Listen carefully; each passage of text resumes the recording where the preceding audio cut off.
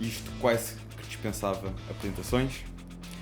Conversas de Elite com Marta Moura, personal trainer, mãe de 3 e alguém que tem vindo a direcionar o seu percurso para ajudar mães a serem mais fitness. Autora do livro Mamã Fit e hoje aqui connosco para nos contar mais sobre a sua jornada.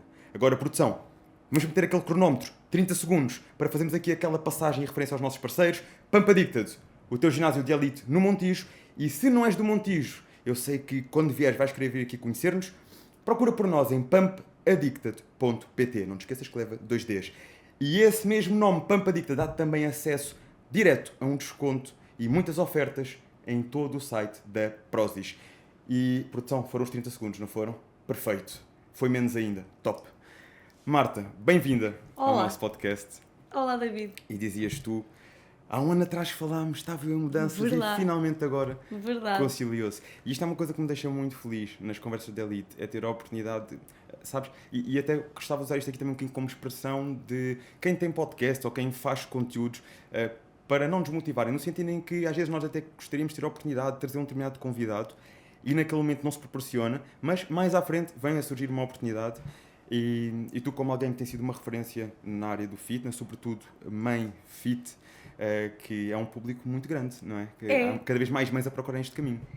É um nicho ainda de mercado, mas acaba por acontecer a quase toda a população feminina, não é? E existia muito pouca oferta nesse sentido. Nem é oferta a nível de a pessoa entrar no ginásio e ter aulas específicas ou ter algum acompanhamento especial.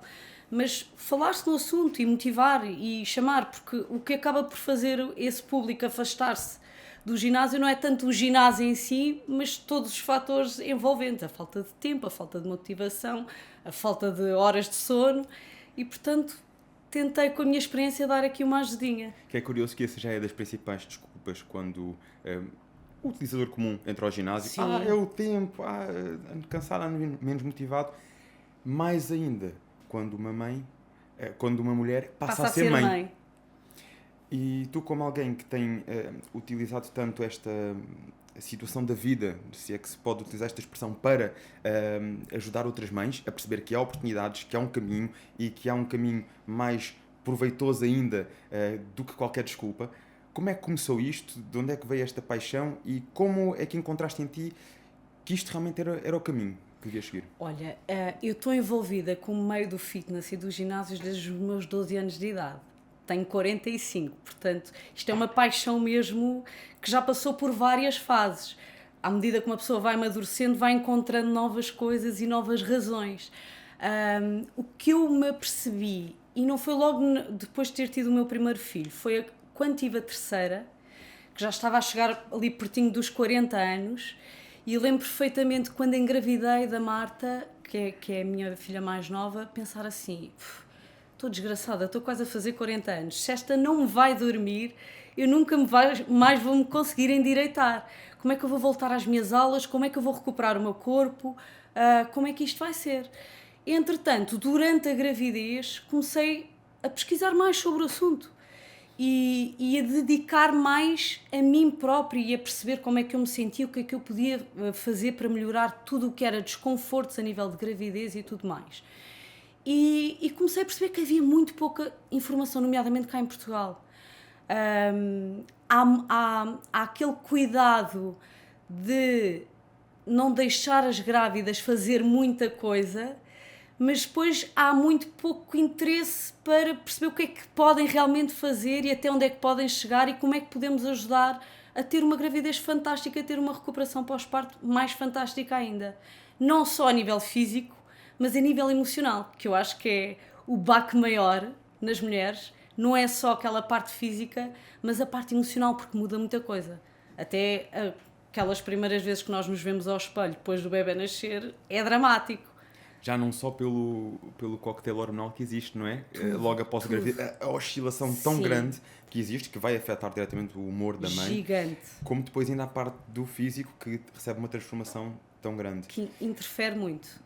Como é que viste isto? Já percebi que também houve um impacto em ti, mas eu acho que isto é aqui mesmo um ponto muito importante. Usaste aqui uma frase, para mim, incrível, que é existe muito o cuidado do que é que as mães não podem fazer, mas não tanta preocupação do que é que elas podem, porque há coisas que efetivamente podem. Sim. E tu pensaste, perante aquela situação, o que é que podes fazer? Claro, o que é que posso e devo fazer?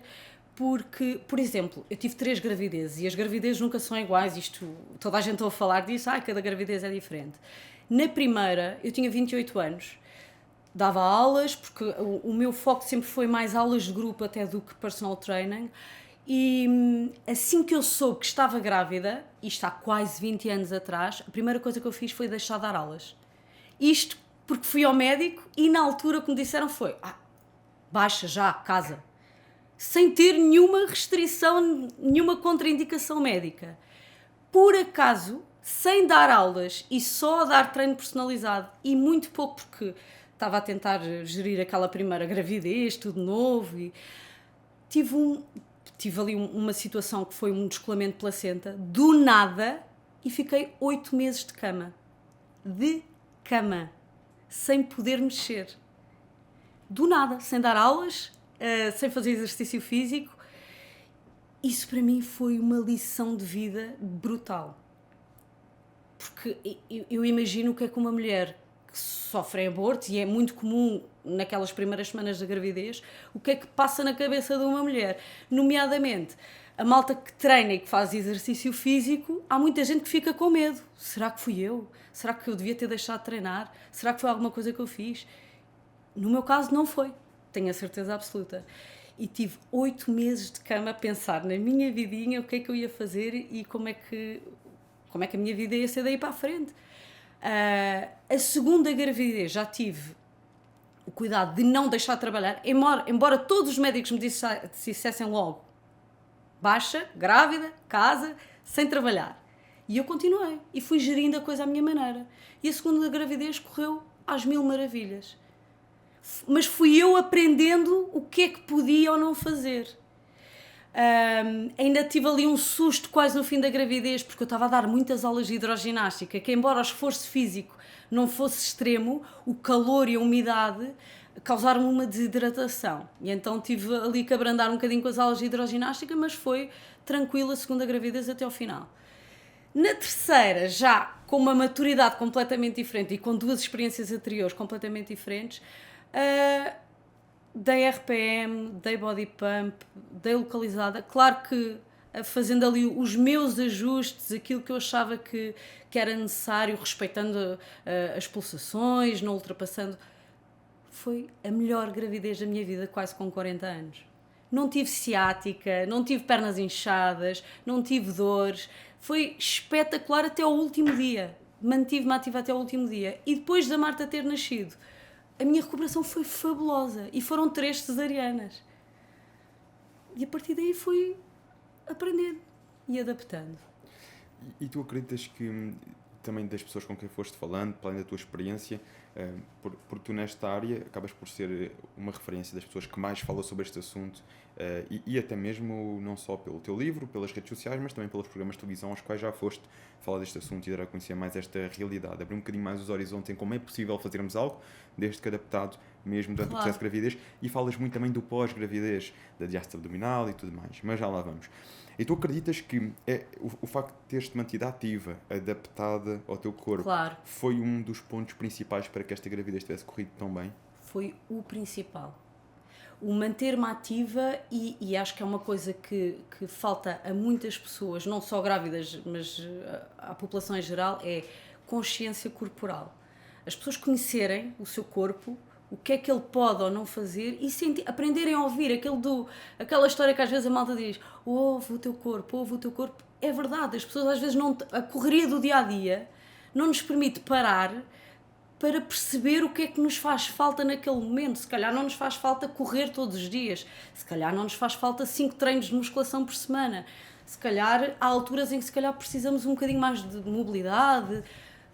O parar e perceber o que é que nos faz bem, o que é que nos faz sentir bem é super importante.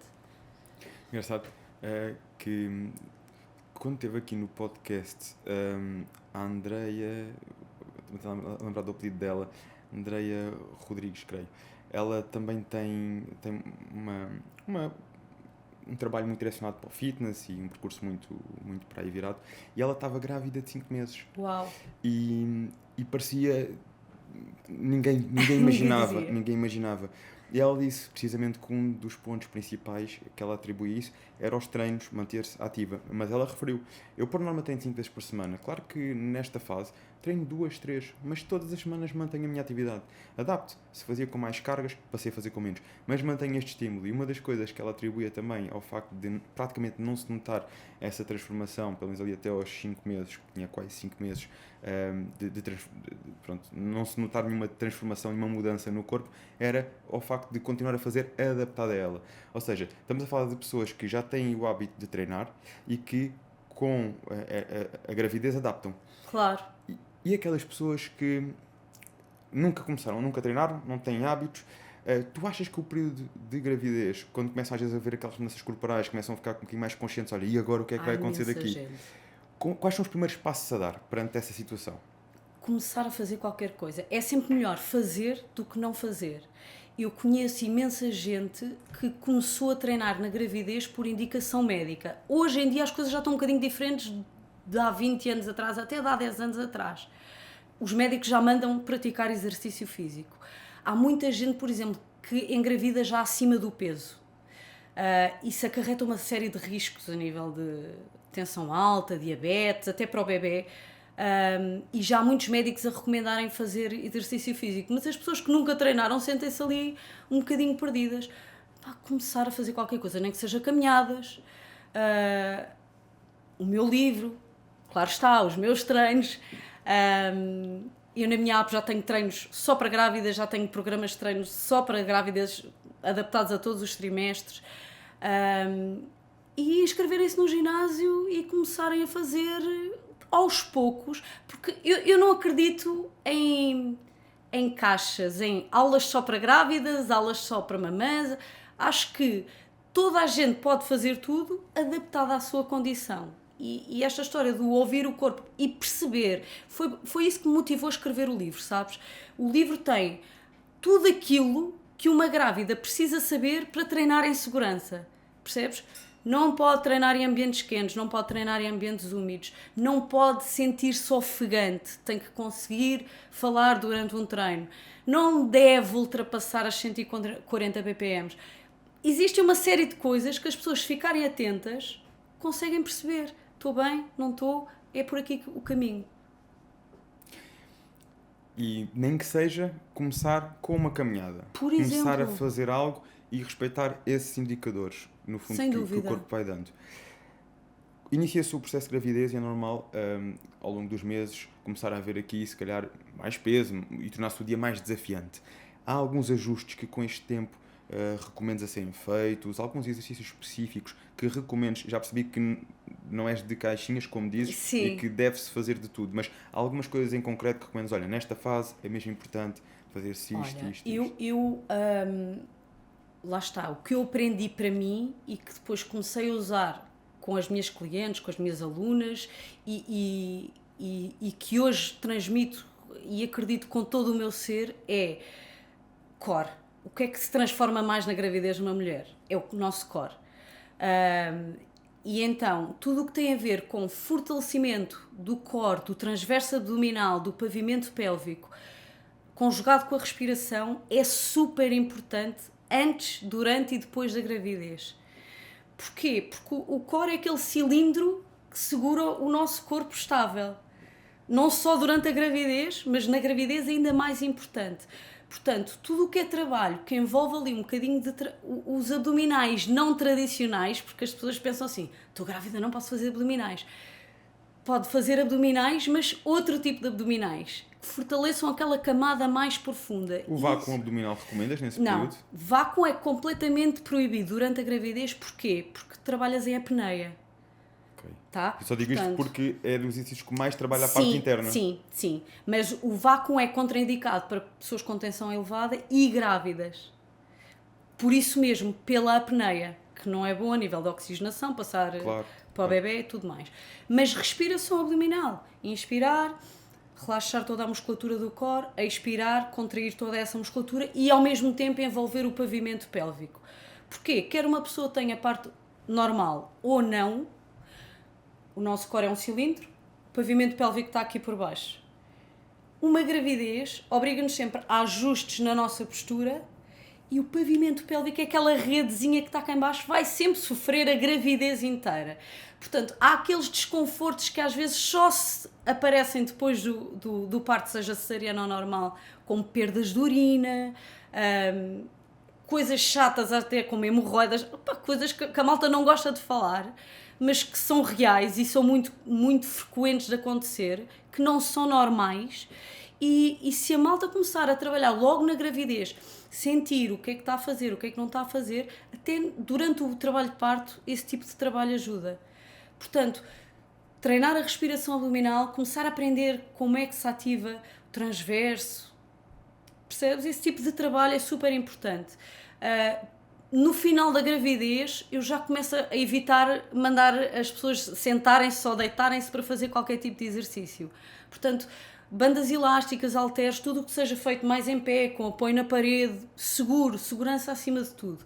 Porque quando uma pessoa está com uma barrigona de 8 ou de 9 meses, o levantar e o sentar acaba por ser muito mais desconfortável. Portanto, facilitar ao máximo o trabalho é importante.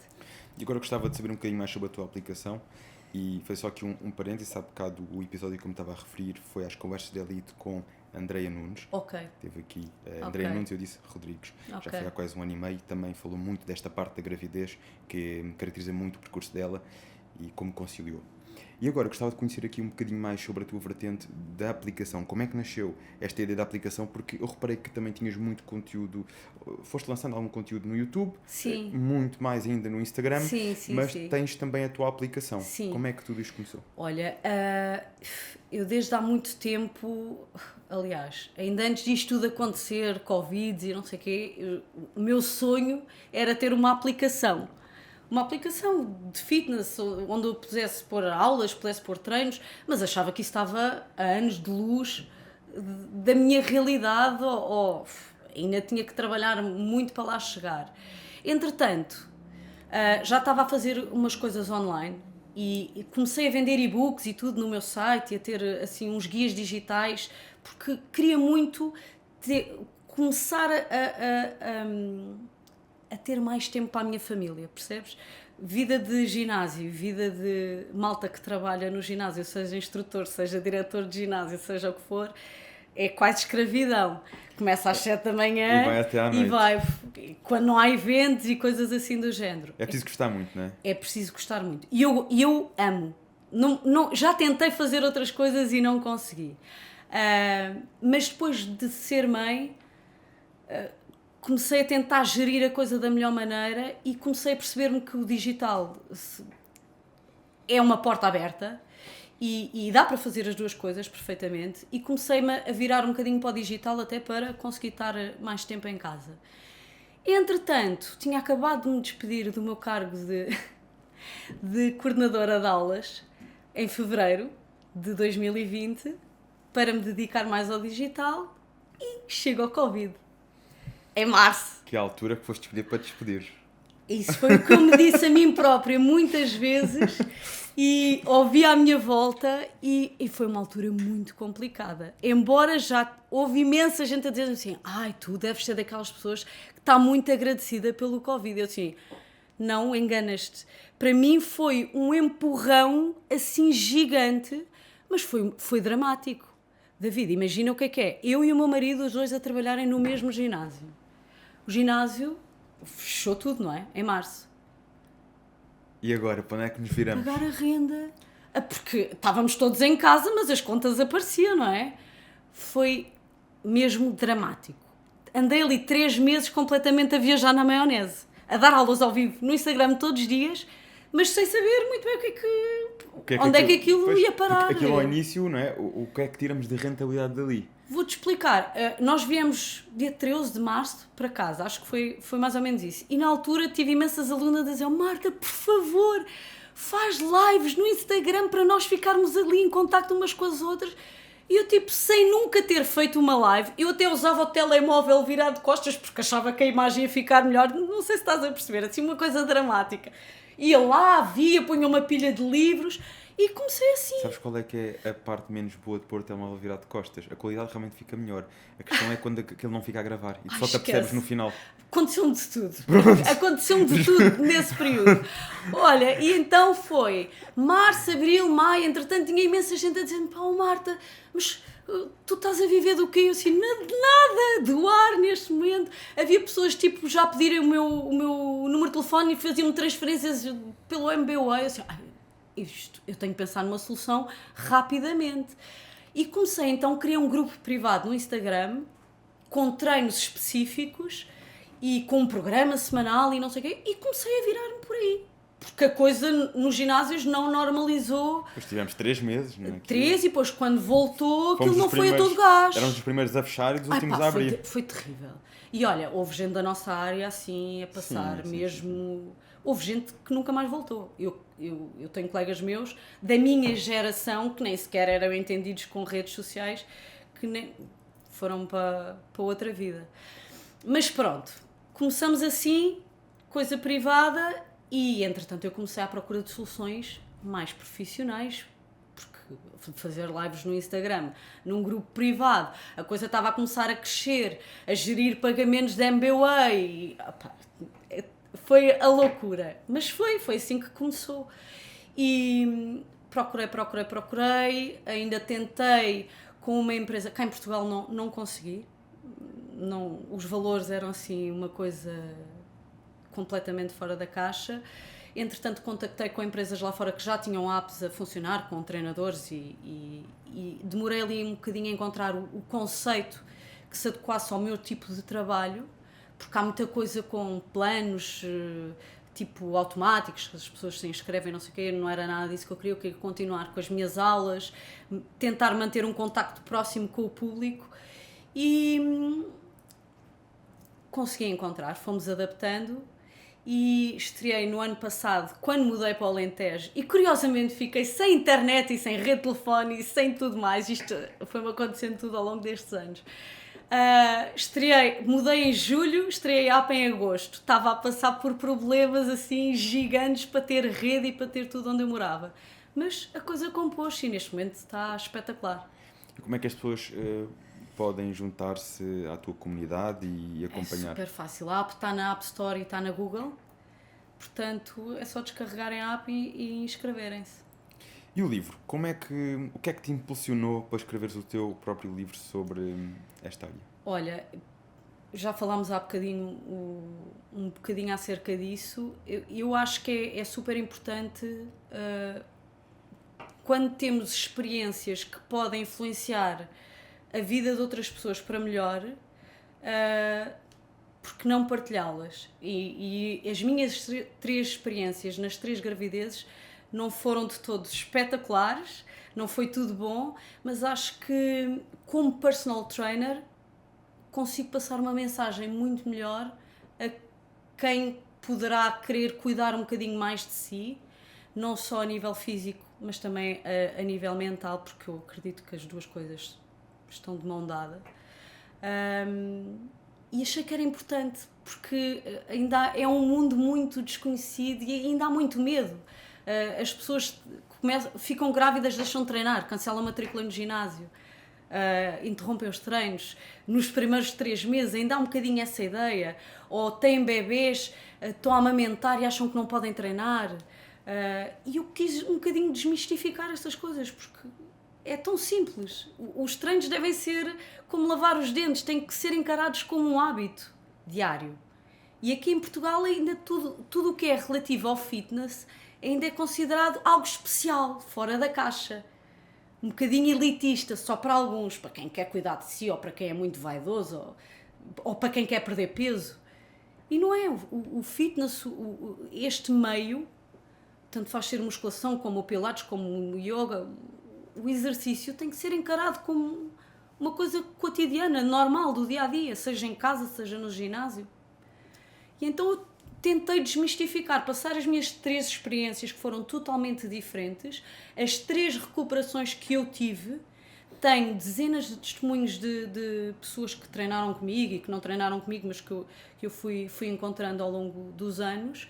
E depois também criei ali um espacinho para ter uma opinião de uma nutricionista, de uma médica obstetra e de uma psicóloga.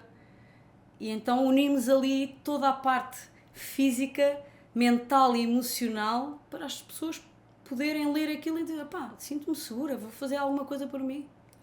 Indo aqui um bocadinho ao emocional, que eu acho que é muito importante, até que ponto é que tu acreditas que o físico, os primeiros passos nessa área do físico, podem ajudar até a parte emocional da mãe também a transformar-se? Ou seja, que rotinas é que uma mãe pode começar a inserir aos poucos, ou que hábitos, não tem que ser só exercício físico, no geral. Agora eu faço-te esta pergunta como mãe, não só como personal trainer, para transformar esta parte do emocional em algo mais positivo, porque muitas vezes sabemos que após a gravidez isto não é um mar de rosas, nem sempre as coisas são como se pintam, há momentos mais desafiantes para as mães, como falámos, muita transformação ao mesmo tempo, muita coisa ao mesmo tempo, e será que algum dia vou recuperar? E se, como mãe, quais são as sugestões que podes dar a outras mães? Olha, eu acho que para já tem tudo a ver e existem estudos mais do que comprovados de que o exercício é o melhor antidepressivo que existe, melhor do que qualquer comprimido, melhor do que qualquer medicamento. Logo por aí já é uma mais-valia. Agora, não só falando do exercício físico, mas de autocuidado. Existia muito, e ainda existe um bocadinho, aquela ideia de que sou mãe e agora os meus filhos estão primeiro, não posso ter tempo para mim, se eu tirar tempo para mim sou egoísta, ou não posso ir arranjar o cabelo, ou vou ter que ficar com umas raízes até aqui, ou deixar de arranjar as unhas, porque primeiro tenho que cuidar dos meus filhos. E é a ideia totalmente errada. E acho que cada pessoa encara o autocuidado de uma maneira diferente. Se calhar há pessoas que para elas o autocuidado é sentarem-se sozinhas a comer umas pipocas e a verem um filme. Lá está, voltamos àquela história a pessoa tem que se conhecer o suficiente para perceber o que é que lhe faz falta para estar bem. Porque se nós não estivermos bem, e isto é o mais realista possível, os nossos filhos nunca vão estar bem. Se nós não estamos pessoalmente bem connosco próprios, ninguém à nossa volta vai estar bem. Porque para além daquilo que passamos, da energia que passamos para os outros veem que nós não estamos bem e ficam preocupados e querem nos ajudar. E isto é uma bola de neve. O arranjarmos-nos fisicamente, o não nos desleixarmos, o vermos-nos ao espelho, ok, quero sentir-me bem, quero sentir-me confiante. Aí o exercício físico, para mim, lá está, para mim faz parte como lavar os dentes ou lavar a cara. É super importante as mães não se deixarem para o fim, perceberem, nem que seja por uma alimentação saudável, nem que seja por fazer uma caminhada à beira-mar, o que for preciso para se sentirem bem e confiantes, e não é preciso tirarem 2 ou 3 horas por dia, aqueles 15 minutinhos, pôr um perfume, pôr um batom, qualquer coisa, é super importante. E eu acredito muito que antes da mãe há uma mulher, não é? E vemos muitas vezes as mães a verem-se só como mães e esqueceram, pelo menos numa fase inicial, talvez fruto da inexperiência dessa fase. E do que vem para trás, sabes, David? E também muito, se calhar, do que a sociedade eu acho que sim. fala e cultiva. E deixam de se ver como mulheres, mas em primeiro lugar são mulheres. E o cuidar de si, eu acredito que é realmente importante. É como a velha expressão que primeiro temos que estar bem para podermos ser melhores para os outros. Dúvida. E acho que uma mãe, por muito que tenha um filho e passa a ser uma prioridade na sua vida, não deve deixar de cuidar de si. Até porque depois isto também leva-nos para outro campo, que é a própria parte dos relacionamentos, após a gravidez, que tudo acaba por ser de alguma forma afetado. Tudo. Então, assim, naquela primeira fase, quando nasce um bebê, a minha primeira experiência, eu, por exemplo, tenho um irmão mais novo, mas eu era muito nova para cuidar dele, ou seja lá o que fosse. Eu nunca tinha tido contato próximo com um bebê na minha vida adulta, ou mesmo na adolescência. Aquilo é um choque tremendo. Para já, eu não sofri uma diferença tremenda no corpo, porque eu sempre treinei e continuei a treinar, apesar de ter estado de cama naqueles 8 meses de gravidez, o meu peso manteve-se mais ou menos estável, lá está, depois é aquela história da memória dos músculos e tudo mais. Mas não tive esse choque de aquelas pessoas que às vezes engordam 20 ou 30 quilos, deve ser dramático, quando se vê ao espelho a primeira vez. Tudo se resolve. Mas o estarmos sozinhos em casa, com o bebê, não dormir, a privação do sono é um terror. Aliás, eu demorei 10 anos a engravidar da minha última filha, porque nos 2 primeiros eu já não sabia para que lado me devia de virar. O não dormir deixa-nos o tico e o teco completamente ali à toa. O não conseguir comer a horas decentes, ou só conseguimos comer quando o bebê está a dormir. Ali aqueles primeiros meses são muito, muito, muito complicados. E é por isso que, para já, pedir ajuda é super importante. Se não tem, pedir ajuda ao namorado, ao marido, à mãe, à tia, à prima, qualquer pessoa. E se alguém nos está a ouvir que tenha alguém conhecido, uma amiga, seja o que for, o simples facto de oferecerem-se para lavar uma máquina de roupa, lavar a roupa do bebê, levar um prato de comida quente, qualquer ajuda nessa altura é fabulosa. E eu sou para sempre grata, sempre tive imensa ajuda. Sempre pude contar com a minha mãe, com a minha sogra, com tias, com toda a gente a ajudar-me. Portanto, sempre pude ter aqueles bocadinhos de nada de tempo para mim, para não me deixar ficar mesmo para o fim. E às vezes esses bocadinhos, quando estamos a falar de atividade física, estamos a falar tomar de quanto um tempo? Duche, tomar uma chuveirada é um luxo. Mas aí 10 minutos chega. Sim, 10 minutos chegam, mas o facto de teres alguém que diz assim, eu vou ficar com o bebê, vai lá, vai tratar-te. O tomar um duche em condições, sabes? Poderes esticar o cabelo, poderes pôr um creminho descansada.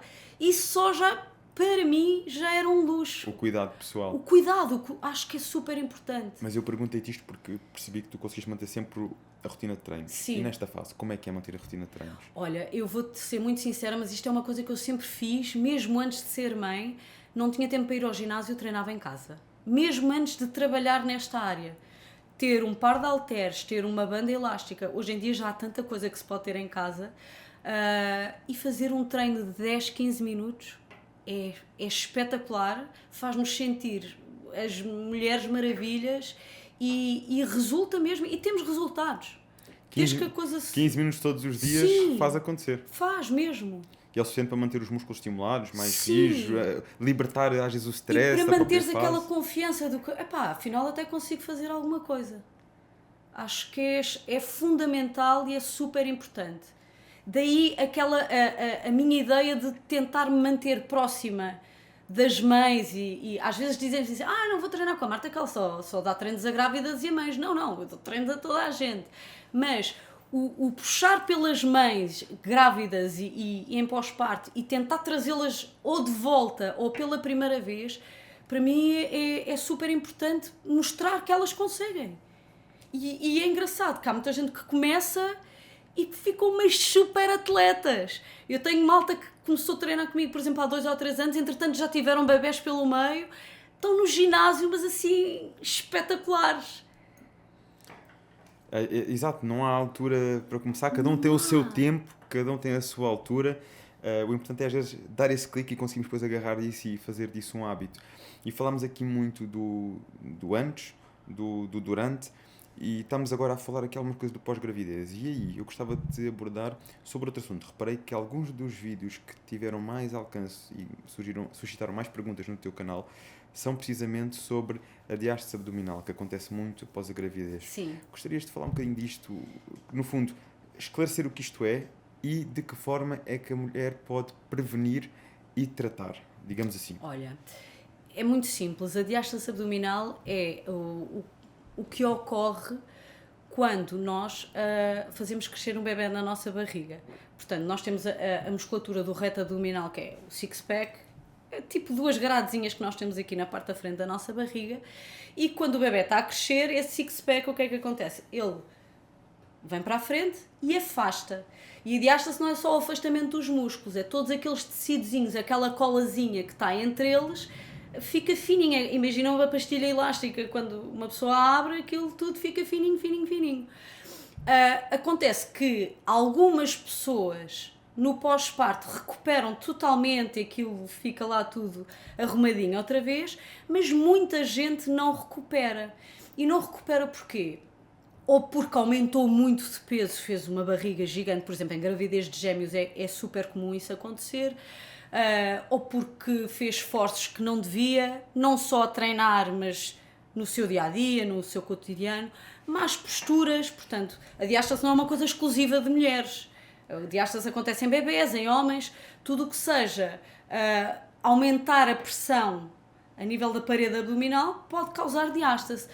Agora, o que ninguém fala, ou ninguém falava, pelo menos a mim nunca me falaram, em 3 pós-partos que eu tive, foi acerca da diástase abdominal nas minhas revisões do parto. E eu questiono-me porque hoje em dia já se fala muito em fisioterapia pélvica e já existe muita gente especializada. Mas numa revisão pós-parto, ninguém diz, olha, agora vai à fisioterapia e vai ver se isso está tudo ok. E ninguém fala sobre isso ainda. Se calhar agora já falam, agora já não tenho bebés há 5 anos, mas ninguém falava. E eu sei que tive diástase abdominal desde a primeira gravidez, porque nunca recuperei totalmente. Porquê? Porque o Salvador tinha 1 mês e eu comecei a dar aulas e nunca tirei aquele tempo para recuperar como deve de ser da minha gravidez. Com a Pilar aconteceu-me exatamente a mesma coisa, a dar aulas, sou super mulher, eu controlo isto, comecei logo a dar power jumps e body attacks e fazer tudo sem me preocupar com nada. Porquê? Porque achei que, ok, tenho 2 dedos de diástase, que era um afastamento, que não era gigante, mas pensei assim, tive bebê, isto nunca mais vai voltar ao sítio. E achei que ia ficar com aquilo para o resto da vida.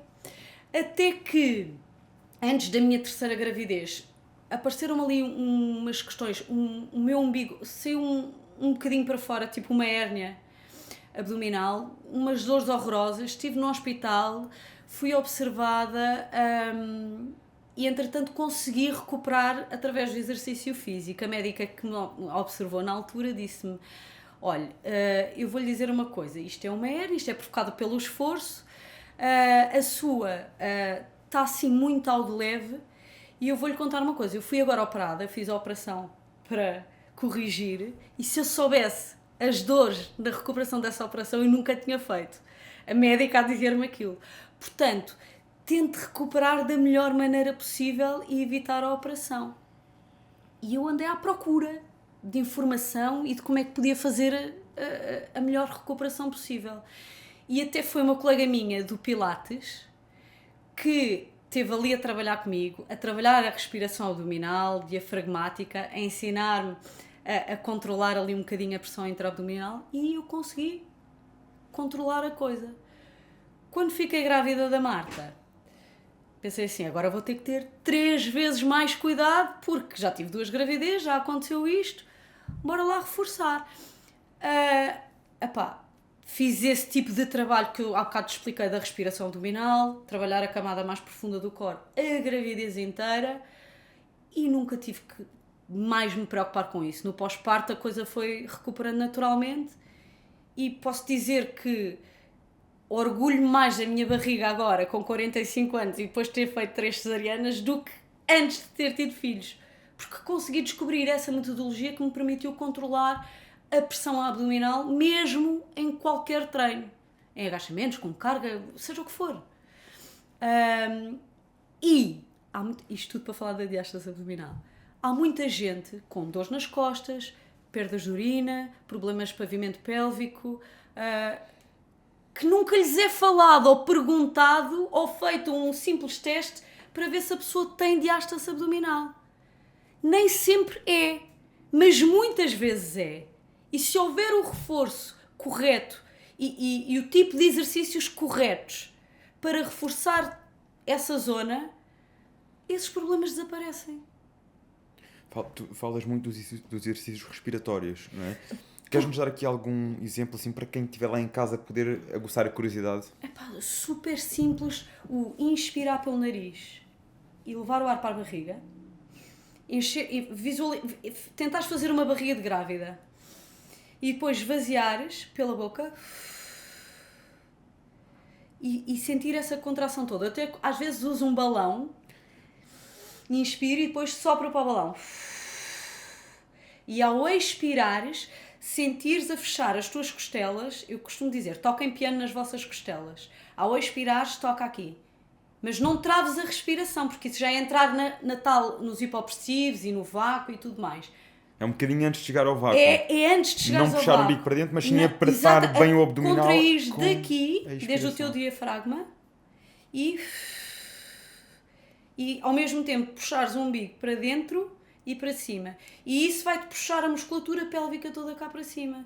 E quanto tempo é que, ou quantas Olha, séries podes poderá fazer alguém isto tipo 10 vezes seguidas. O que é que acontece? Estás a trabalhar aqui com respiração. Às vezes as pessoas sentem-se tontas logo ali ao fim de 2 ou 3 vezes. E é normal, porque estás ali a fazer toda uma oxigenação estás a potenciar muito mais toda a oxigenação e todo o ar que vai para os teus pulmões. Porque normalmente nós respiramos para aqui.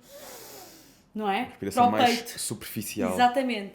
E quando começas a levar a tua respiração para aqui, e desafio-te a fazer isso, David, porque a tua vida muda, é tão interessante ver como é que o nosso trabalho, em todo o tipo de treino de força que nós fazemos, muda a partir do momento em que começamos a conseguir fazer mais força no core, no transverso. As pessoas às vezes sentem-se um bocado tontas, tanto que eu nas minhas aulas, tenho aulas de grupo online e tudo, e às vezes uma diz assim, ui, tenho que me sentar, estou tonta, parece que estive a fumar não sei o quê. E ao princípio uma pessoa não está habituada e sente mesmo, provoca aquele relaxamento, é espetacular. É um relaxamento muito profundo. Sabes que uma das áreas que eu mais gosto no fitness é a parte da flexibilidade e dos alongamentos. E são aulas que eu dou e gosto muito de focar nessa parte da respiração. Estás a ver? E é curioso, nomeadamente, sempre que é possível com as pessoas que eu tenho à minha frente, não há nenhuma limitação, gosto mesmo muito de trabalhar o vácuo abdominal e tudo mais, que é muito semelhante, no fundo. Sim. Só não vamos à parte do vácuo, tem um pouco da apneia, né? Porque exatamente. aguentamos o máximo tempo possível com o umbigo lá dentro, costelas, tal e qual. E aí expiras. Mas estes exercícios respiratórios são poderosos na gestão do nosso dia. No outro dia eu tive aqui uma convidada espetacular, Paula Ponce. E a Paula usou aqui uma expressão que não me vou esquecer. Ela disse, quando respiramos através dos nossos pulmões, temos uma respiração mais superficial. Quando temos uma respiração mais profunda, e ela até deu um exemplo de um exercício respiratório muito semelhante ao que me disseste, mas sem o foco na contração abdominal. Sim. Só mesmo respiramos profundamente e expiramos pela boca. Ela até disse que, segundo os Budas, quem conseguir fazer isto por 300 vezes seguidas, sem perder a conta, atinge vai para o céu de certeza absoluta.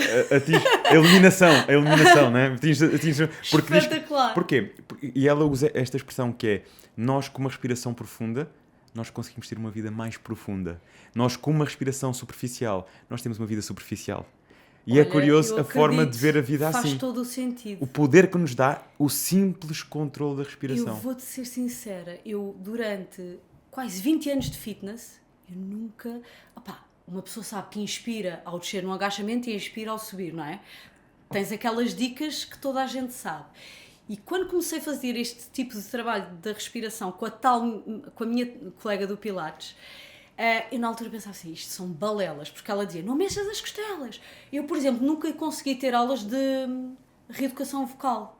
Aquelas aulas de reeducação, sim, porque eu ficava muito rouca e tinha polipos nas cordas vocais. Tentei ter aulas de canto que os meus colegas todos tinham e conseguiam colocar a voz, eu não conseguia, esquece.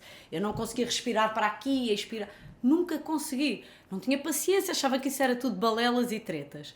E comecei a fazer este tipo de trabalho porque estava aflita e queria dar conta da minha barriga, e aquilo começou de uma forma muito física. E quando comecei a aprofundar e a investigar e a perceber até onde é que isso me chegava e os resultados que eu estava a conseguir ter, e tudo se transformou. A minha visão do fitness de há 5 anos para cá é totalmente diferente por causa disso. A respiração influencia tudo na nossa vida. O fitness vai muito para além do culto do corpo e do queimar calorias e do levantar pesos. O fitness é isto. O fitness eu quero tanto que as pessoas percebam a respiração, isso. É nós conseguirmos fazer com que a nossa mente acompanhe o nosso corpo e que o nosso corpo acompanhe a nossa mente. E a respiração tem aqui um papel fundamental, até porque quem respira bem durante o treino consegue progredir muito mais. Às vezes nós até, o facto de estarmos com uma respiração superficial, isto vê-se muito, e já tive aqui vários atletas de competição que, quando começamos a falar deste assunto, quase todos chegamos à mesma conclusão, que é, muitas vezes chega-se às provas e o atleta até está numa grande condição, com o stress, com o nervosismo, esquecerem simplesmente às vezes de respirar profundamente e desfrutar do momento do trabalho que está feito. Mesmo. É o suficiente para, em poucos minutos, e qualquer pessoa lá em casa que acompanha atletas de competição ou que esteja minimamente dentro do meio, vai perceber isto que eu estou a dizer. Às vezes é o suficiente para um atleta estar espetacularmente bem antes de subir ao palco. Com o nervosismo, com o stress, com a respiração superficial. Começa o que a gente chama de embaçar. Sim. Lá está o stress, retenção de líquidos, a pele começa a ficar Sem baça dúvida. e isto no dia-a-dia também acontece. Num atleta de competição a gente vê aquilo num momento, no dia-a-dia, ando com mais retenção de líquidos, ando mais inchado, ando mais isto, mais aquilo. Estás a respirar? Não é? Porque nós quando nascemos, o bebê respira, abdominal, nós vemos a barriga do bebê a ir à frente e a vir. E nós, com o tempo, começamos a desaprender isso. É como a postura. Eu acho delicioso, eu adoro ver bebés não porque não andam, mas quando os bebés começam ali naquela fase dos 2 aninhos que sobem e sentam, eles quando sentam, um bebé qualquer a brincar, é com a coluna direitinha. Tu has de reparar, até sentarem-se no chão, eles nem precisam de apoiar a mão, eles sentam-se direitinhos e levantam. Eu acho delicioso, eu adoro observar as criancinhas pequeninas a fazerem as suas coisas, porque eles têm uma postura exemplar. Depois nós vamos ganhando hábitos que não são os melhores a maior parte das vezes. Os vícios, não é? Os vícios. E vamos desaprendendo montes de coisas super importantes. Marta, isto, e tu que és alguém do fitness, também gostava de saber como é que vês isto. Alguém do fitness e tão direcionado para esta parte da própria... do cuidado da mãe, que é, os bebés quando nascem não têm percepção muitas vezes a nível do palato, do que é bom, do que não é. Sim. E assim como temos esta situação dos bebés terem intrínsecos Desaprendem. bons hábitos, como a respiração, como a postura, e com o tempo vão desaprendendo, nessa parte da alimentação, como é que tu vês isto? Ou que cuidados é que achas que uma mãe deve ter? Porque muitas vezes aqui, eu sei que não é um equilíbrio fácil de manter, não é? Mas porque a gente às vezes, a criança só conhece aquilo que a mãe dá e que os pais dão, até que ponto é que deve haver também aqui este cuidado alimentar, não só da mãe, mas também da criança no pós-gravidez? Olha, eu confesso que não sou exemplo nessa área, porque a minha maneira de ver é... Eu não gosto de proibir, até porque eu cresci, eu tive um início de uma adolescência e início da vida adulta recheada de distúrbios alimentares. Portanto, a minha relação com a alimentação sempre foi muito conturbada desde muito miúda. E sempre tive medo de passar alguma coisa para os meus filhos, porque, felizmente, hoje em dia posso dizer que estou completamente ultrapassada. Aliás, eu acho que o ser mãe fez-me ultrapassar montes desses problemas, porque é tudo muito mais emocional do que físico. Mas sempre tive muito medo de grandes restrições a nível da alimentação. Portanto, sempre segui as indicações que os pediatras me iam dando. A altura de introduzir as sopas, o não pôr sal, o não dar coisas com açúcar adicionado, as frutas, e sempre fui fazendo essas experimentações o mais natural possível, e ainda hoje... A minha mais nova tem 5 anos, eu não a proíbo de comer nada. Ela quer comer um chocolate, come um chocolate. Claro que não deixo o dia inteiro estarem a comer porcaria. Depois vem fazer uma aulinha com a mãe. Exatamente. Mas acho que... eu, por exemplo, eu tenho ideia que os meus distúrbios alimentares vieram de... Eu era muito asmática desde os meus 2 anos de idade. E tomava muito cortisona. Portanto, sempre fui aquela miúda muito cheinha.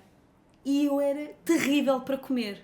Eu não comia, eu detestava bifes e batatas e arroz. E então o que é que eu comia? Era bolachas e porcarias. E por mais que me trancassem tudo à chave e escondessem, eu descobria sempre. E então cresci sempre naquela gula de comer aquilo que não me deixavam. Percebes? E depois naquela... início da adolescência, o querer ficar magrinha como as outras e não sei o quê, desenvolvi ali uma anorexia nervosa gravíssima e foi muito complicado conseguir ultrapassar, mas felizmente estamos cá para contar a história. E não acho que seja bom de todo restringir grupos de alimentos ou determinados alimentos. Acho que é muito importante falar-se sobre a importância da alimentação e o que é que faz bem e o que é que faz menos bem, porque hoje em dia já não considero que seja, alguma coisa faça mal ou percebes? Não tenho uma relação muito livre com a alimentação. Procurar comer mais do bom, procurar comer menos do mesmo bom, mas é importante haver ali um equilíbrio. Eu acho que é importante passarmos isso às crianças, porque já assisti também. Eu trabalhei com crianças muito tempo, quando comecei a dar aulas de fitness, logo nos primórdios, trabalhei muitos anos só com crianças e trabalhei em ginásios de ginástica, de competição e tudo mais, e assisti a coisas terríveis, de miúdas de 8, 9, 10 anos a morrerem de fome e só podiam comer maçãs e beber água, e isso tudo moldou muito a minha visão enquanto mãe de passar uma alimentação saudável aos meus filhos, percebes? Mas isso também são casos extremistas, São casos não é? extremos. E tu, como profissional da área, sabes que isso também não é saudável. Uma dieta de maçã e água, como tu, tem que haver o equilíbrio. E eu aqui não iria tanto para o restringir, mas sim mais para o educar. Sim. A importância realmente de educarmos as crianças, perceberem o que é bom. E claro, como pais, orientar nessa perspectiva e não tanto restringir, porque isso aí depois poderá começar a criar outro tipo de lá está, compulsões. Lá está. É a minha opinião, não posso muito comer em pessoal, casa. lá está. E nós já tivemos aqui, curioso, miúdos, que até os nossos sócios, pais, quiseram que eles viessem aqui fazer aconselhamentos alimentares e tudo mais. E um dia, um desses sócios partiu uma história que realmente o filho estava a evoluir muito, tinha evoluído, mas que não tinha apanhado, porque ele tinha o planozinho aqui da nutricionista, mas que tinha apanhado ele na escola, tinha ido buscar um chocolate e não sei o que, o puto foi comer às escondidas os chocolates, mas ele está a evoluir e não sei o quê, né? Porque lá está, isto quando a gente começar a restringir muito, já todos tivemos 12, 14, 16 anos, sabes como é que as coisas são. Mas acho que a perspectiva deve ser mais essa, do educar, olha, isto é o que é bom, vamos seguir isto 80% do tempo. Sim. E depois tens os outros 20% e acho que se consegue viver num equilíbrio bom assim.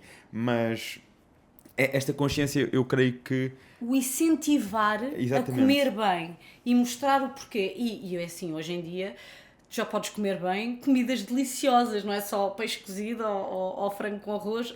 Hoje em dia há tanta oferta,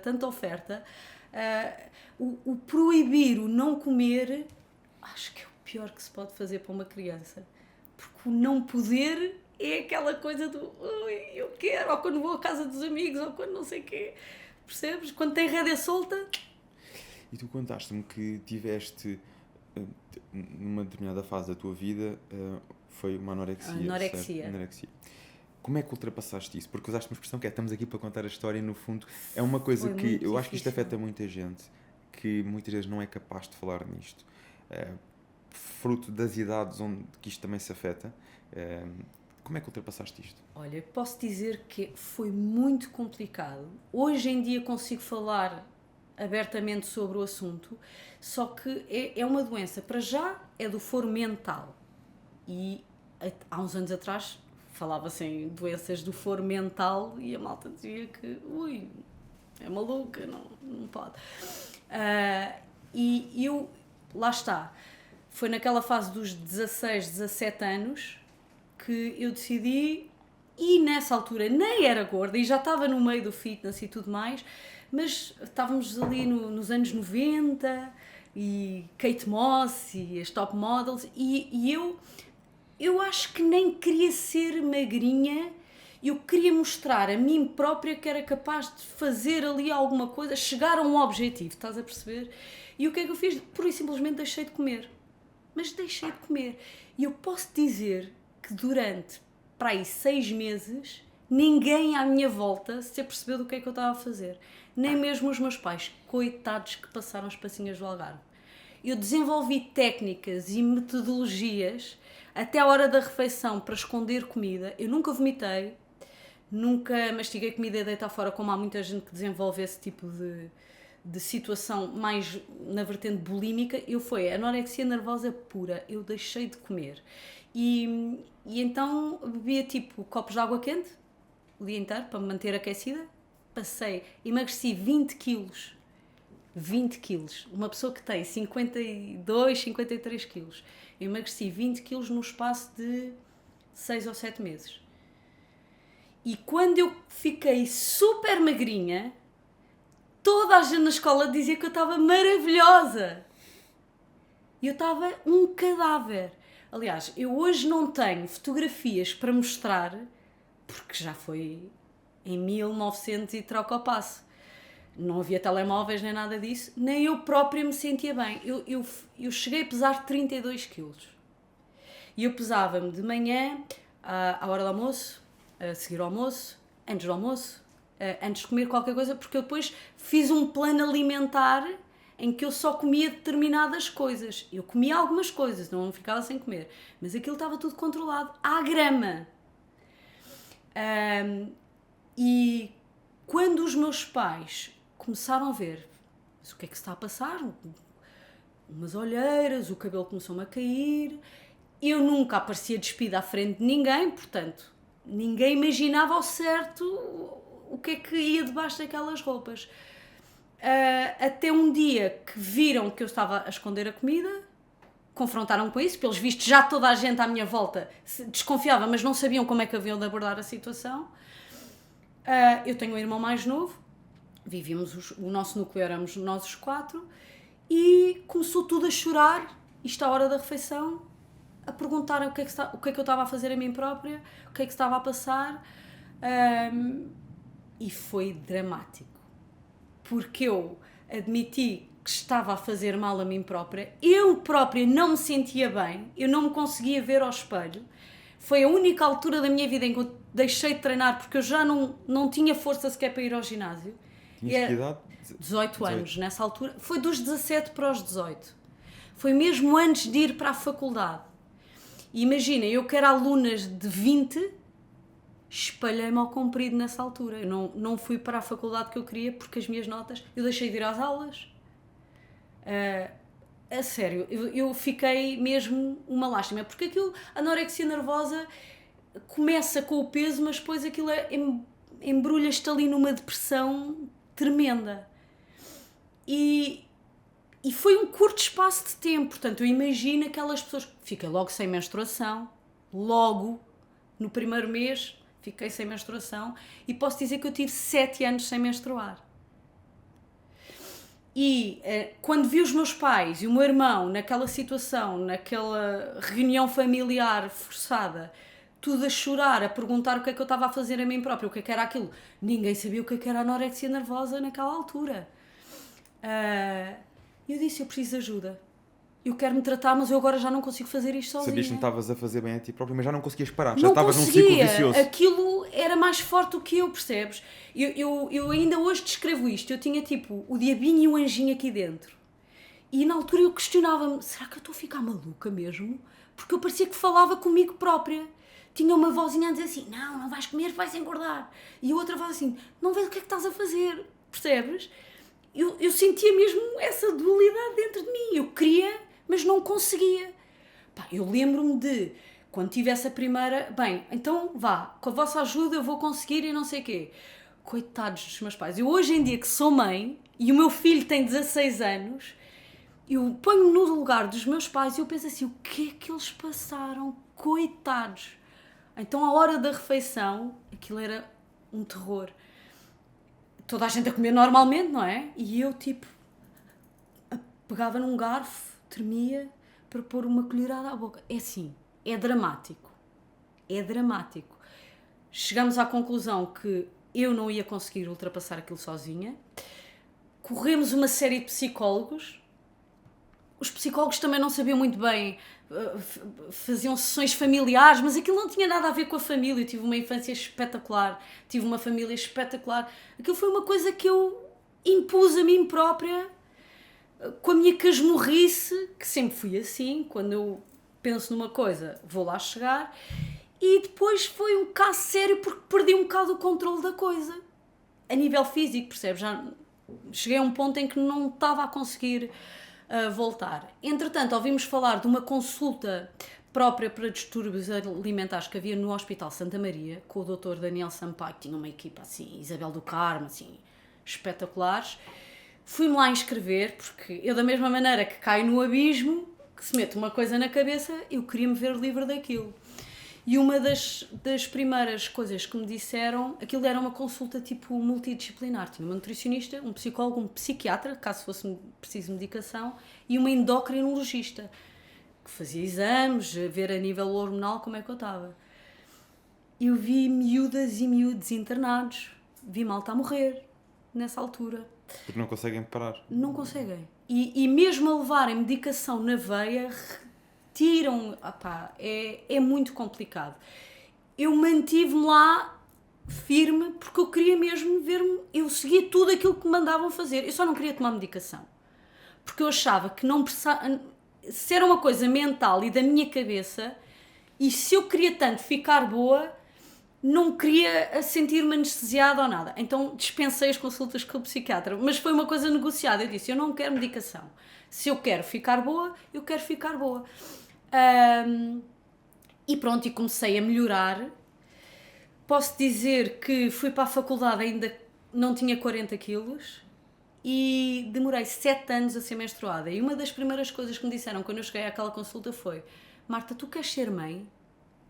Eu disse, claro. Tu nunca vais ser mãe. Como assim não vou ser mãe? Tu não és menstruada, tu queres ser mãe como? E depois isso bateu-me de uma maneira, mas bateu-me de uma maneira, porque uma pessoa quando tem 17, 18 anos pensa no imediato, não é? Estou a fazer isto, daqui a 10 anos, quando eu tiver 30 anos sou velha e isto vai fazer parte do meu passado. Eu posso dizer que isto deixou-me sequelas para a vida inteira. A nível de, comecei a ter sinais de osteoporose nessa altura. Eu fazia densitometrias ósseas regularmente para ver como é que os ossos estavam a reagir. Eu perdi dentes que pura e simplesmente se desfizeram. Portanto, exatamente, tu tens os sintomas como a anorexia nervosa grave iguais àquelas pessoas que passam fome naqueles países do terceiro mundo, estás a perceber? Porque tu estás a privar o teu corpo nutrientes que ele precisa para viver. Corpo coberto de penugem, lá está, porque é que eu bebia canecas de água quente? Porque eu passava a vida com frio. O meu corpo não tinha energia para se aquecer. E achas que foi essa pergunta que te fizeram, de tu queres ser mãe, que te deu tanta força para direcionares a tua vida e o teu percurso para esta parte da mãe fit? Eu posso te dizer que desde pequenininha que eu sempre quis ser mãe. As minhas brincadeiras eram com bebés e sempre... Eu disse a toda a gente que ia ser mãe aos 15 anos. Sabia lá eu que era ser mãe aos 15 anos. Mas eu dizia, quero ser mãe aos 15 anos, quero ser uma mãe novinha e não sei o quê. E depois aconteceu esta história e depois de me terem dito isso bateu-me mesmo muito forte. E toda esta situação da não menstruação traz estas sequelas todas depois para o resto da vida, que não é só naquela altura nem naquela fase. Eu mesmo depois de ter conseguido recuperar o meu peso normal, isto demorou ainda, imagina, 6 meses para cair no abismo. Para recuperar o meu peso demorei para aí 4 anos para conseguir... Peso saudável, estável. Para conseguir ter uma relação normal com a comida ainda demorei, posso dizer, à volta de quase 10 anos. E a parte da menstruação, que efeitos é que sentes que teve a médio prazo, longo prazo? Toda essa história a nível dos ossos, dos dentes, sobretudo isso. Eu digo isto porque isto aconteceu contigo fruto desta situação de saúde, mas acontece muitas vezes... Muitas atletas. E é curioso que tivemos aqui no episódio anterior uma atleta que falou disso, a Beatriz Biscaia. Já deves falar? Já. A Beatriz foi a atleta mais nova de sempre a sagrar-se profissional em biquíni, e é portuguesa, e a ir ao Olímpia. Ela teve um sucesso muito grande, uma explosão muito grande, depois de repente desapareceu, e teve vários anos que desapareceu, e este foi o primeiro podcast que ela deu em vários anos. E ela falou um bocadinho disto. Isto é um dos motivos, um dos desafios que ela ultrapassou, também fruto de quê? De ter uma porcentagem de massa gorda tão baixa, não estamos a falar de padrões normais, não é? De massa gorda, mas muito baixos, de competição, durante muito tempo. Por isso, isto acontece a muitas atletas e ela abriu o jogo, falou disto, que eu acho que é brutal, realmente para clarificar e para que as pessoas percebam. Muitas vezes, quando vamos para... Tudo na vida precisa do equilíbrio, mesmo seja uma atleta, seja o que for. Sim. Ou seja, há momentos para tudo. É preciso nós termos aquele momento em que, ok, se temos uma prova ou se temos um objetivo, vamos, mas depois também saber quando dar descanso ao corpo. E há muito pouca gente que consegue fazer isso. Às vezes muito pela de forma opção, saudável. Não é? A opção que se torna no momento. E é isso, e a mim assusta muito, hoje em dia, fala-se de ficar sem menstruação uma coisa normal. É. Isso a mim assusta-me, juro-te, eu sinto terrores. Quando ouço a malta a falar disso com uma naturalidade tremenda, eu tive 7 anos para recuperar a minha menstruação. Aliás, quando recuperei, eu lembro-me, é ridículo, mas lembro perfeitamente de ir à casa de banho, tipo, já tinha 24 anos, quase. E fazer uma festa tremenda e os meus pais ficarem super felizes. Eu tipo, consegui! Eu nem queria tomar... Imagina, eu estou-te a falar o mais aberto possível disto. Eu nem queria tomar contraceptivos, na altura, porque eu tinha medo de perder aquele regresso da menstruação. E durante imenso tempo acabei por não tomar. Acho que é muito importante nós sabermos ouvir o nosso corpo. E acho que o nosso corpo é uma dádiva tão grande que fazermos coisas de forma intencional que nós sabemos à partida que vão fazer mal ou poderão ter efeitos a médio e longo prazo é asneira, mas cada um sabe de si. Tudo o que é objetivos e saber lá chegar, mas de forma consciente. Eu conheço imensos atletas e imensa malta, mesmo dentro do meio das competições, e que faz esteroides e que faz tudo. Mas conheço muito poucos que o conseguem fazer de forma saudável, de forma inteligente, digamos assim. E que se conheçam o suficiente para perceber os limites, percebes? E tudo o que é dietas e pesar comidas e tudo mais. Agora, se calhar, depois das pessoas ouvirem esta história, percebem um bocadinho a minha aversão a todas essas coisas. Acho que é tão difícil conseguir ter uma relação... Eu, pelo menos, tive muita dificuldade em ter uma relação saudável com a comida, que acho que uma pessoa que tem não deve estragar, deve potenciar essa relação saudável, comer o que lhe faz bem, o que se sente bem comer, porque eu tive que reaprender a comer. No meu caso, eu quando comecei a comer, o meu pavor era eu não conseguia parar de comer. A minha sensação é que tive tanto tempo a passar fome, que eu passei fome literalmente, às tantas, passado uns tempos tu deixas de sentir fome. E é por isso que nós passamos por aquela fase, e existem estudos nesse sentido, que tu achas que és mesmo um super-homem. Tu deixas de comer, deixas de sentir fome, eu consigo fazer tudo o que eu quiser na minha vida. E passas por essas fases de euforia durante este tipo de doenças. Quando eu comecei a comer, o meu pavor era: eu não vou conseguir parar de comer, eu vou ficar com 200 quilos. E é porque os teus transmissores foram desligados. Os próprios níveis de leptina de repente disparam por ter estado tanto tempo sem comer. Tu desregulaste tudo. Portanto, é preciso reeducar todo o teu corpo a fazer isso. Eu lembro-me de começar a comer pão e... não sei, eu não tenho vídeos dessa altura, mas tipo... começar a mastigar outra vez determinados alimentos foi um reaprender todo imenso. Isso deu-me ferramentas para hoje me sentir mega segura em tudo aquilo que eu faço. Conheço-me como nunca me iria conhecer se não tivesse passado por isso. Percebes?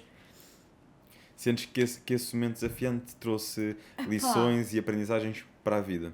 É assim, se me dissessem assim, passavas por tudo outra vez, se pudesse escolher não passar, mas sentir-me assim e ter o conhecimento que tenho hoje e as ferramentas que tenho hoje, sem ter que passar, porque causei muito sofrimento a mim própria, corri sérios riscos de vida e toda a minha família evitava, como é lógico. Agora, já aconteceu, faz parte do passado. Tirei muita coisa que uso no meu dia-a-dia. E tu, analisando hoje isto com a tua maturidade, o que é que achas que pode ter disputado isso em ti? O que é que pode ter começado a fazer tu, aos poucos, deixar de comer e... Podemos ficar aqui a conversar o resto Não, eu do digo isto dia. porque eu acho que nós às vezes falamos destes assuntos um bocadinho para além daquilo que é a teoria ou aquilo que é o óbvio. Eu tenho a certeza, pode ajudar outras pessoas. Eu tenho a certeza que sei o que é que me despoltou, porque eu sempre fui aquela miúda muito perfeccionista. Eu sempre quis ser a melhor aluna da turma, a mais bem comportada, estás a perceber? Eu sempre quis ser a fofinha, a Marta é boa em tudo aquilo que faz. E nessa altura dos 16, 17 anos, em que uma pessoa passa ali por os primeiros desgostos amorosos, na altura o meu pai estava a passar ali por uma série de problemas a nível das empresas, tivemos que mudar de casa, imagina, casas com piscina e de repente vender os carros todos e irmos para um apartamento, tipo, tudo, ter que fazer exames para ir para a faculdade, isso, aquilo não corresse bem, eu comecei a sentir assim o mundo que eu conhecia à minha volta a desmoronar-se. E depois de ter feito muita terapia e de ter falado com muitas pessoas, ainda hoje falo acerca disso, o que eu sentia é que tinha que ter alguma coisa, tinha que ter controlo em cima de alguma coisa do que se estava a passar à minha volta. E eu era muito miúda. E decidi, naquela altura, que ia ser o meu peso. Ok, então vou estabelecer aqui um objetivo e vou conseguir alcançá-lo. E pode tudo acabar à minha volta, mas isto eu vou conseguir alcançar. E isso tem a ver com a minha personalidade, também, do morder uma coisa e não largar, e também com tudo isso que se estava a passar à minha volta, todas essas incertezas. Entretanto, perdi a minha avó, que praticamente me tinha criado, porque daquelas avós que uma pessoa dorme lá e come lá, e a minha avó também morreu nessa fase inicial. Portanto, eu perdi ali muitas referências e muita coisa que estava a acontecer à minha volta que eu não tinha um pinguinho de controle, e na altura decidi que ia ser esse o meu foco. Era isso que eu me ia focar e que eu tinha a certeza que ia conseguir, porque só dependia de mim. Ou seja, agarraste essa compulsão alimentar, digamos assim, através de, neste caso, através da restrição alimentar. Por perceberes que estavas a passar uma fase da tua vida em que não estavas a controlar algumas coisas e quiseste ter o controle sobre ti, privando-te de comer, controlando o teu peso, controlando algo que tu sabias que podias mais controlar. Do que qualquer imagem que eu quisesse chegar, porque eu não tinha uma imagem. Aliás, imagina, tinha a altura que tenho hoje, 1,59m, com 52 kg que eu tinha para aí na altura, não era gorda. Perder 20 kg, como podes imaginar, ninguém se gosta de ver com esse peso. Eu, por exemplo, ia a uma loja comprar uma peça de roupa, eu nem me conseguia ver ao espelho de tão magra que estava. Portanto, não era pelo aspecto físico, era por conseguir e conseguir manter e conseguir me agarrar àquilo. E foi isto. Marta, e achas que tu conseguiste ultrapassar essa fase por teres resolvido isso dentro de ti? Ou ultrapassaste essa fase por resolveres a forma como vias a comida? É que pelo que me contas, eu acho que realmente a solução passou por algo bem mais profundo. Sim, muito mais. Foi mesmo um trabalho interno. E depois só... Eu acho que quando estamos dentro da tempestade é difícil estar a explicar o que é que se está a passar. E às vezes não vemos à nossa volta, não percebemos. Isto acontece com tudo na nossa vida. Passado uns anos é que nós conseguimos olhar para trás e conseguimos arrumar as gavetinhas todas. Eu tive que perceber primeiro quem eu era, o que é que eu queria, como é que eu conseguia lidar com as coisas. A comida foi uma coisa secundária, foi um acréscimo, percebes? E é por isso que este tipo de doenças, este tipo de situação demora muitos anos a resolver, porque tu tens que resolver muita coisa cá dentro. Entretanto, eu entrei na faculdade, imagina, a passar por tentar reabilitar-me de uma situação destas que já era tremenda. Fui para um curso de economia que detestava. realmente a tua cara é mesmo economia. Tenho mesmo cara de economista. Foi para um curso de economia que detestava. No meio deste cambalacho todo, estava a pensar como é que eu vou descalçar essa bota. Os meus pais, depois disto tudo que eu causei nos meus pais, os meus pais querem tanto que eu seja uma economista de sucesso. Como é que eu lhes vou dizer que não quero ser economista? Porque, entretanto, desde os meus 12 anos que eu vinha envolvida no fitness e nos ginásios. Mas na altura, se calhar, ainda se pensava, isto não tem futuro. Ainda se pensava, era um terror. Pois. Se eu dissesse que ia para a área da educação física, Deus me livre. Só os burros é que iam para a educação física, é mesmo assim. E então fui para o curso de economia. Olha, foi um terror, mas em simultâneo, quando eu já me comecei a sentir bem, já pá, no 3º ano da faculdade, foi quando eu fiz o meu primeiro curso de fitness e já não larguei. Comecei a dar aulas em simultâneo, eu acabei a licenciatura e expliquei aos meus pais, não é aqui que eu vou ser feliz, vocês já me conhecem, já sabem que eu sou uma pessoa complicada, eu gosto é de dar aulas, eu gosto de trabalhar nos ginásios e é isto que eu vou fazer. E tranquilo. E fizeste então essa mudança e agarraste, nunca mais largaste. Não, porque era aquilo que eu gostava, fitness. Então eu vivia nos ginásios, se eu pudesse estar sempre lá dentro era lá que eu estava. E a área da televisão, que surgiu posteriormente, chegaste a ter uma rubrica, não foi? Não. Mas foste várias vezes, então já foste vários programas. Foi quando lancei o livro, chamaram-me para vários programas. Sempre muito ligado a esta área do fitness, ou seja, foi no fundo aqui o enaltecer da área que tu realmente gostavas. Sim. O que é que podem esperar de ti a partir de agora? Os próximos passos da Marta Moura. Olha, ou da Mama Fit. Esta ideia isto que tu falaste agora, eu gostava muito de ter uma rúbrica, um espaço qualquer, onde eu pudesse alcançar ainda mais gente para espalhar um bocadinho esta mensagem. Esta mensagem não é só de mamães fit, mas da vida fit, que não é aquilo que as pessoas pensam ainda hoje em dia. E eu digo-te uma coisa, acho muito interessante até a mensagem que está por trás ainda da mulher antes de ser mamã. Sim. Não é? Dos desafios que foram surgindo. Esta história que contaste aqui, para mim, é impressionante e que eu acho que tem um poder, que é o poder de ajudar muita gente, porque as pessoas que estão a passar por estas coisas normalmente não falam. Ou só falam quando já estão numa fase muito avançada e realmente... Porque muitas das pessoas estão a passar por estes processos e não falam. E nós, neste espaço, temos a oportunidade de trazer um bocadinho de consciência sobre isto e, de, às vezes, até deixar as pessoas a pensar, ok, se calhar por aqui é o caminho. Se calhar, sem ter que falar, perceber no teu exemplo como é que tu ultrapassaste o facto de teres, aos poucos, surgiu a oportunidade de que quiseste abraçar o desafio, falaste com uma equipa que te apoiou, uma equipa médica, uma equipa multidisciplinar, falaste com os teus pais, mas primeiro tiveste que começar a ter também essa consciência por ti própria. Ou seja, deixar aqui formas das pessoas verem outros caminhos que não tenha que ser logo ir a um psiquiatra ou isto ou aquilo, não é? Porque isso realmente é um último recurso e há muitos outros caminhos antes, ou ficarem dependentes de medicamentos, que eu acho que muitas vezes é o que as pessoas pensam. Agora vou falar disto a alguém, vou-me logo prescrever mais medicamentos e mais coisas, a pessoa já está naquela espiral e ainda vai pensar que vai... E às vezes há muito a fazer antes disso e é um caminho de nos resolvermos connosco próprios, de estarmos com profissionais que percebam como nos ajudar a fazer esse caminho para podermos evoluir, não é? Sabes, eu acho que na nossa área há malta que percebe muito do geral e há poucas pessoas focadas em determinados nichos, como as grávidas, ou como o pós-parto, ou como doenças oncológicas. Agora já começa a haver mais formação nessa área, ou distúrbios alimentares. Uma pessoa que nunca tenha lidado com ninguém que tenha passado por isto, ou que nunca tenha tido um aluno ou assim, não sabe o que é que vai dizer. Eu era miúda e, como eu te disse, eu frequentava o ginásio desde os 12 anos. Adorava. Eu tinha amigos no ginásio, eu tinha mais amigos no ginásio do que na escola. E na altura, uma coisa que foi negociada, os médicos diziam assim, ela, com este peso, ela não pode ir para o ginásio. Ela vai fazer o quê para o ginásio? Vai se desfazer. E na altura foi uma coisa que foi negociada, porque os meus pais já nessa altura percebiam que era algo que me fazia bem e que me fazia sentir bem.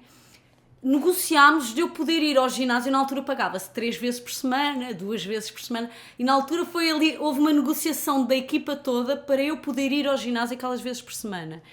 Foi explicado a toda a gente que trabalhava comigo naquela altura, os PTs, aquela malta que lidava comigo, o que é que se estava a passar comigo, de forma a malta perceber e para já abrir o olho e tomar conta de mim, porque eu era uma miúda, ver quando é que eu estava a esticar a corda e depois poder dar-me algum apoio. E eu digo-te, foi mesmo neste meio que eu tive sempre mais apoio e nunca ninguém me julgou, nem... Eu vejo hoje em dia tanta gente a falar da vergonha de ir para o ginásio. Não... Vergonha! A malta que está aqui, cada um está a trabalhar em si e ninguém quer saber de mais ninguém. Isto já foi há 30 anos atrás, portanto... Sabes que isso é uma coisa que eu acho que acontece muito nas mulheres. Eu já recebi também testemunhos desses. E às vezes aqui acabo por receber mais no contexto em que nós temos aqui um conceito muito familiar, muito de acompanhamento, de orientação, e às vezes acabo por ser muito, eu tinha vergonha de ir ao ginásio até chegar aqui e senti-me super bem, pronto. Mas dá muito esta ideia que às vezes as pessoas, sobretudo as mulheres, sentem um bocadinho mais esta vergonha de... E depois chegar lá já está aquelas que já treinam ao tempo, já estão com ganda física e não sei o quê, abdominal, e eu vou chegar lá... Toda a gente fez um caminho. Ninguém ainda está satisfeito com o físico, toda a gente está sempre à procura de algo melhor. Até o atleta de competição, quando está em cima do palco, podia melhorar ali, não é? Há sempre qualquer coisa que nós queremos melhorar. Estamos todos a fazer o nosso caminho e acho que isto realmente é muito importante desmistificar e as pessoas perceberem o quanto temos que dar o primeiro passo para algum dia chegarmos lá. E esse primeiro passo, muitas vezes temos que nos despir um bocadinho dessas vergonhas e desses preconceitos e fazer o que tem que ser feito. É super importante. Marta, quais são as perguntas mais frequentes que recebes nas redes sociais? É que imagino que tenhas muitas questões, acabas por ter muita partilha de conteúdo, muitos seguidores. Eu juntava isto a uma outra questão primeiro, que é o que é que acreditas que te atribuiu, que te veio a tornar tão popular nas redes sociais? E depois então aqui as perguntas que costumas receber com mais frequência. Olha, eu acho que eu acho que as pessoas sentem que eu sou uma pessoa acessível. Porque eu ao princípio nem partilhava muito da minha vida, comecei naquela altura da pandemia porque foram-se criando laços mesmo assim à distância, pelo facto da malta estar fechada e eu estar a fazer lives todos os dias, acabei por partilhar assim quase sem querer. A malta consegue se rever em mim, com os miúdos e no meu dia-a-dia e sentem-se confortáveis em chegar até mim, porque é uma coisa que eu faço questão, é de tentar responder a toda a gente e tentar não ando ali a amaciar as coisas ou a dizer, claro que sim, vai ser maravilhoso e não, custa e começar a fazer alguma coisa diferente custa e temos mesmo que sair da nossa zona de conforto. Mas tem que ser, por nós e pelos miúdos e por tudo mais. E a pergunta que mais me fazem, posso dizer que o que eu mais recebo é fotografias de barrigas e a perguntarem, Marta, isto tem solução?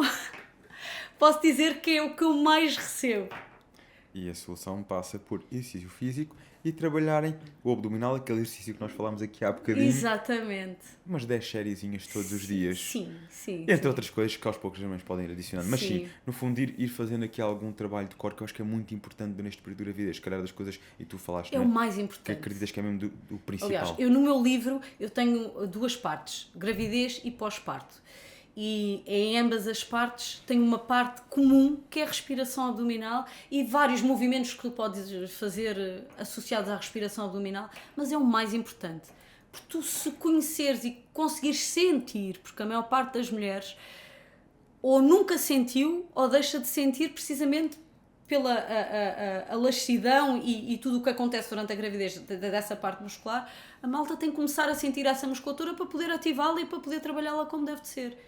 E há de conseguir fazer abdominais como deve de ser, e há de conseguir correr, e há de conseguir saltar e fazer crossfit e tudo mais. É preciso haver uma evolução. Marta, se pudesses escolher um convidado, alguém que gostasses de ver aqui no futuro, alguém que de alguma forma inspira a tua jornada ou que aches que fosse aqui uma boa referência, quem é que mencionavas? Olha, eu não conheço todos os teus convidados, mas uma pessoa que eu adoro e que para mim vai ser sempre um mentor e que já não falo com ele há muito tempo é o Luís Cerca. O Luís Cerca. Conheço o Luís Cerca. Sabes sim, quem é o senhor. Luís Cerca? Conheço, sim, senhora. E já não és a primeira pessoa a Foi meu referenciar-me ao colega, Luís foi Cerca. meu professor e acho que no meio do fitness em Portugal, para mim, é a minha melhor referência. Uma excelente menção de convidado. Já não és a primeira pessoa que me fala disso. Aliás, Olha, viste? os convidados, nós temos este desafio para o convidado, que é sempre propor alguém, mas nós recebemos muitas propostas dos próprios seguidores do Ok, podcast. ok. Devias trazer este, devias trazer aquele. E o Luís Cerca, não só conheço o trabalho dele, conheço o Luís pessoalmente e também já me tinha sido mencionado. Muito bem, que mensagem gostavas de deixar àqueles que nos seguem, que acompanharam aqui o nosso episódio? Diz-me. Que encarem o fitness e o treino como algo normal do dia a dia. Isso é super importante. Mamãs, não mamãs, homens, mulheres, crianças, e tentem encarar mesmo como parte do dia e não encarem como algo extra ou especial ou que vão fazer se ou quando. É fazer e acabou. Se pudesses escolher uma lição que o fitness te trouxe até hoje, o que é que achas que foi qual é que achas que foi a maior lição? Força, resiliência. Resiliência. Custa, dói, batalhas e consegues. Vale a pena. Só não vale a pena desistir. Muito bem, e temos aqui agora uma lembrança para ti, do nosso parceiro Flores no Cais. Oh meu Deus! E vem a combinar com o relógio e tudo. Ei, que espetáculo! A nossa produção faz um trabalho de casa brutal. Eles conseguiram perceber. Que bom, obrigada! Meu Deus! Que luxo! O nosso parceiro Flores no Ai, Cais faz adoro. sempre questão de proporcionar assim uns tão sorrisos lindo! aos nossos convidados. Que espetáculo! Não estava à espera desta. Marta, como é que Muito as pessoas obrigada. te podem seguir? Olhem, Marta Moura Fit, se puserem no Google vão dar ao meu Instagram, às redes sociais todas, à minha app, ao meu site. Marta Moura Fit, encontram-me em qualquer lado. E tem livro, tem aplicação, é só procurarem saber um bocadinho mais e acompanharem da forma que for mais prática para vocês.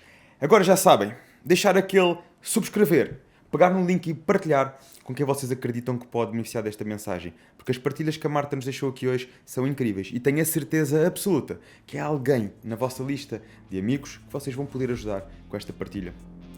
Contam connosco. Contamos convosco.